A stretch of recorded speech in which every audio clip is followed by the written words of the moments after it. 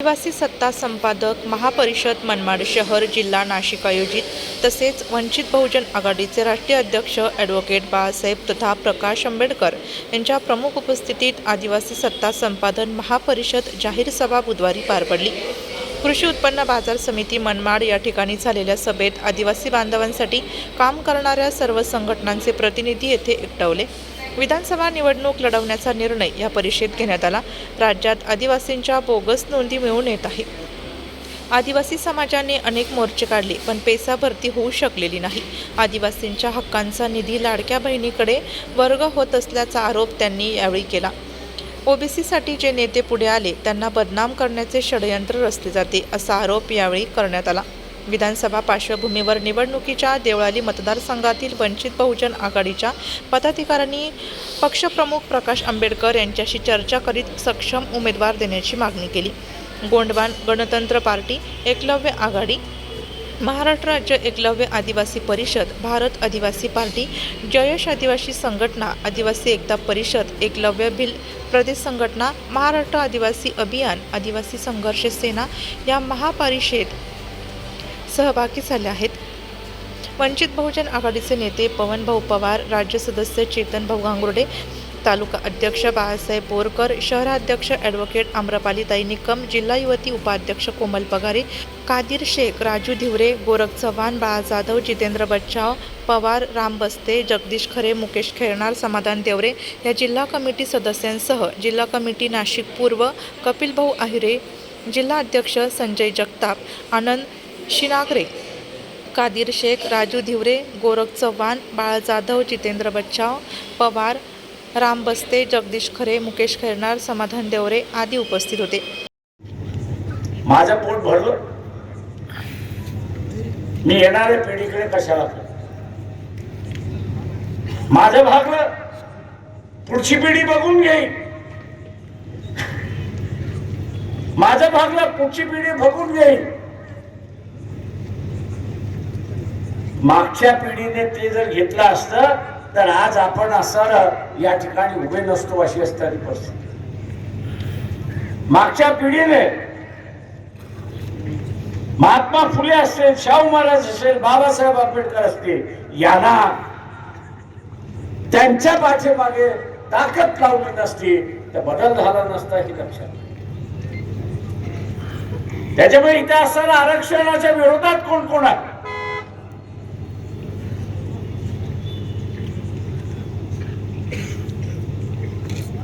आरक्षणाच्या विरोधात कोण कोण आहे एकाने तरी उठून सांगा।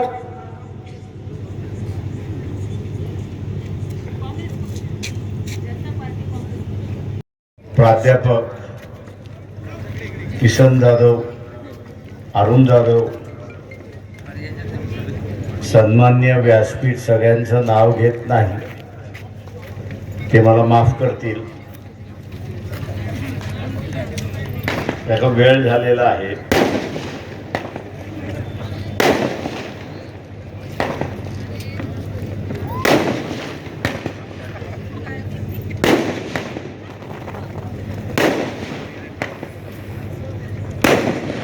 उपस्थित बंधूंनो, भगिनीवान बाळमित्रात, नोकरीमध्ये लागेल आणि त्या परिवाराची असणारी आर्थिक परिस्थिती बदलायला सुरुवात होईल, आपण लक्षात घ्या। आर्थिक परिस्थिती बदलायला सुरुवात होईल। आजचं सरकार आपण बघितलं,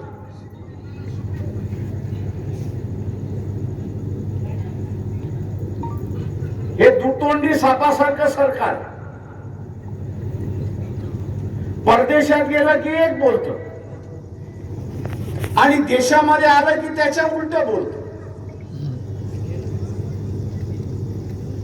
परदेशामध्ये गेलं की परिस्थिती बदलली, निवळली, जातीयता संपली की आम्ही आरक्षण रद्द करू।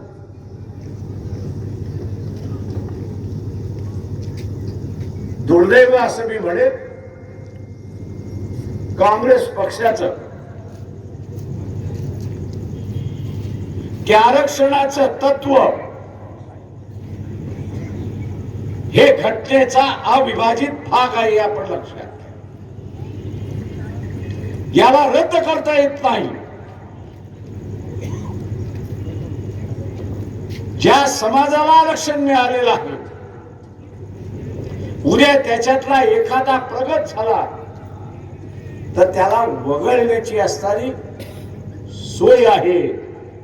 पण त्याच्याच बरोबर समाज व्यवस्थेमध्ये एखादा समाज पाठीमागे राहिला तर त्याला आरक्षण देण्याची सोय आहे हे आपण लक्षात घ्या. आरक्षण रद्द होत नाही. आरक्षणाच्या यादी गडचिरोली पासून ते सिंधूर पर्यंत विखुरलेला असणारा जो आदिवासी आहे त्याला एकत्र करण्याचं असणारं कामकाज आपण केलं. वेगवेगळ्या संघटना त्या ठिकाणी आल्या आणि या वेगवेगळ्या संघटनेने आपण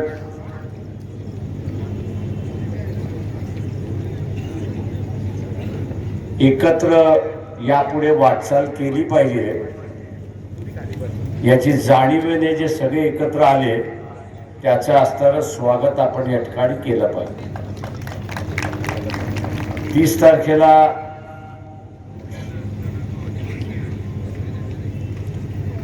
चोपड्याला आदिवासी सत्ता संपन्न परिषद पार पडली.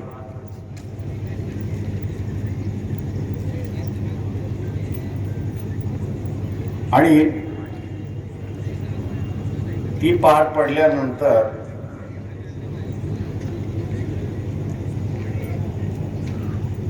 आज आपण असणारा मनमाडची असणारी पार पाडतोय अशी परिस्थिती आहे.